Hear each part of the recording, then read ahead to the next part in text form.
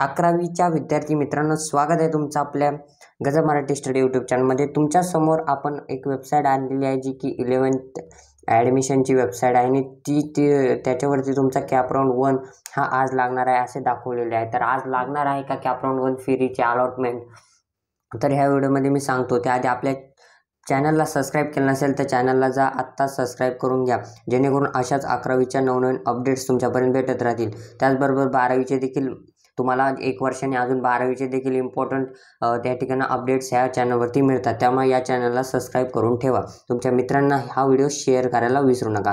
तर पहा, या वेबसाईटवर जर आला तुम्ही 11च्या, तर या ठिकाणी खाली जर आलो तर तुम्हाला या ठिकाणी अकॅडमिक शेड्यूलमध्ये तुम्ही जर डाउनलोड केलं, अकॅडमिक शेड्यूल जर डाउनलोड केलं तर तुमच्यासमोर या ठिकाणी शेड्यूल राऊंड 1 असं एक ऑप्शन दिसेल आणि ते डाउनलोड केल्यानंतर तर पहा या ठिकाणी तुमच्यासमोर ते शेड्यूल मी ठेवलेलं आहे आणि इथं पहा की नियमित फेरीत 1 साठी अलॉटमेंट पोर्टल जाहीर करणे, त्यानंतर स्टुडंट अँड कॉलेज लॉग इनमध्ये तपशील दर्शवणे, विद्यार्थ्यांना SMS द्वारे संदेश पाठवणे आणि display of cut off list of admission round. ठीक आहे, तर आज एवढं होणार आहे। तर या ठिकाणी पहा आजची तारीख, त्या ठिकाणी पहा 26 तारीख आजच आहे आणि या ठिकाणी पहा आता वाजलेले आहेत 4। ठीक आहे, वरती टाईम तुम्हाला स्क्रीनवरती दिसत असेल, 4:02 झालेले आहे।